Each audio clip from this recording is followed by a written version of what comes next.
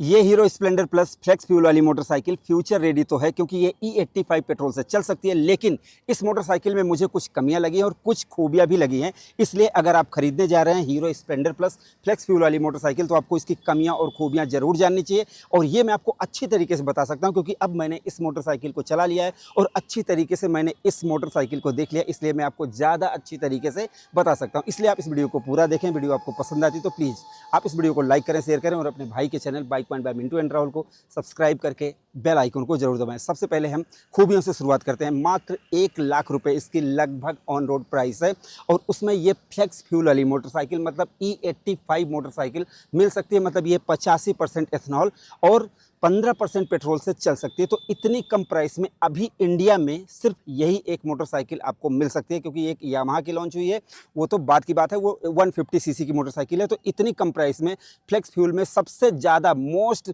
Selling motorcycle है, सबसे ज़्यादा पूरी इंडिया में लोग इसी मोटरसाइकिल को प्यार देते हैं। तो 1 लाख रुपए में आप फ्लेक्स फ्यूल वाली मोटरसाइकिल खरीद रहे हैं, मुझे लगता है कि ये काफ़ी सही है। लेकिन आप ये समझो कि कभी कभी आपको डिस्काउंट भी मिल जाता है 4,000 रुपये का।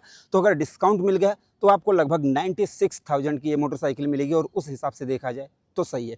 अब दूसरी बात, अगर इस प्राइस रेंज में हीरो स्प्लेंडर प्लस एक ब्रांड है, एक नाम है हीरो, अगर आप समझो हीरो कंपनी को लोग स्प्लेंडर की वजह से जानते हैं, तो इसका जो मॉडल और डिज़ाइन है वो भी खास है क्योंकि इसकी ब्रांड वैल्यू इतनी है भाई कि कभी भी बेचो बिक जाती है, कहीं सामान मंगाओ मिल जाता है, कहीं भी रिपेयर करवाओ मिल जाती है। मतलब ये इतना यूजर फ्रेंडली है कि लोग इसको पसंद करते हैं।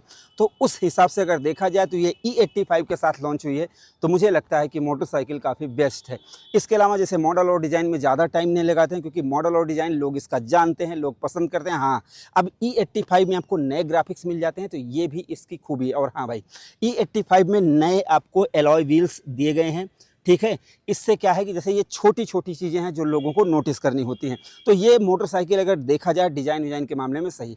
अगर हम फीचर्स की बात करें तो E85 फीचर्स जो आप समझ रहे हैं, E85 कोई मामूली बात नहीं है क्योंकि अभी जैसे अपने देश में इस समय E20 को लेकर बड़ा बवाल चल रहा है कि जैसे E20 की किसी की मोटरसाइकिल, सब लोग ऐसे वीडियो बना रहे हैं, तो इस समझ लो बवाल चल रहा है। तो अभी क्या है कि ये मोटरसाइकिल E20 क्या E85 से चल सकती है, तो लगभग 10-15 साल फ्यूचर रेडी मोटरसाइकिल है।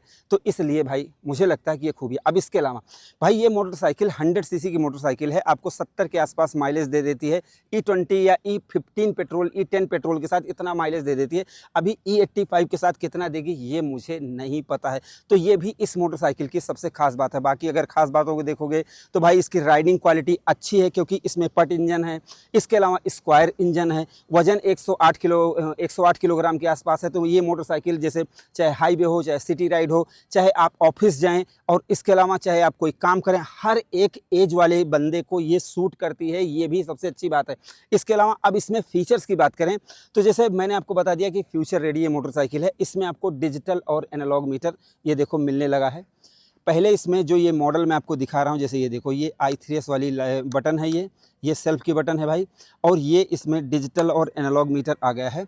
तो यहाँ पर देखोगे ये इतने सारे सिंबल आ चुके हैं, मतलब अब इसमें आपको डिजिटल और एनालॉग मीटर मिलने लगा है। तो ये भी इसकी खूबी है। तो कुल मिला के देखा जाए इसकी खूबियों को मैं अगर कम समय में बताऊं तो भाई ये फ्यूचर रेडी मोटरसाइकिल है, फ्यूचर प्रोटेक्टेड है, कोई टेंशन आपको नहीं होने वाली है। लेकिन भाई कुछ कमियां भी मुझे इस मोटरसाइकिल में लगी हैं और वो मैं बात कर लेता हूँ। जैसे कि 1 लाख मोटरसाइकिल इस प्राइस है और कंपनी इसको फ्यूचर रेडी, फ्यूचर प्रोटेक्टेड बोल रही है, तो मुझे लगता है कि इस मोटरसाइकिल में कंपनी को डिजिटल मीटर तो कम से कम देना ही चाहिए था, चाहे काला सफ़ेद ही, मतलब कि चाहे ब्लैक एंड वाइट ही मीटर देते, लेकिन भाई मीटर तो देना चाहिए था कंपनी को, जिससे क्या है कि ये मोटरसाइकिल तब फ्यूचर रेडी मानी जाती, क्योंकि बहुत सारे अगर थोड़े से उसमें फंक्शन हो जाते तो और फ्यूचर रेडी हो जाते। मुझे लगता है कि कंपनी को ये चीज़ इसमें, अब गियर पोजीशन इंडिकेटर या रियल टाइम माइलेज की बात नहीं कर रहा हूँ, लेकिन अगर होता तो थोड़ा सा और इसकी उस खूबसूरती में 4 चांद लग जाते।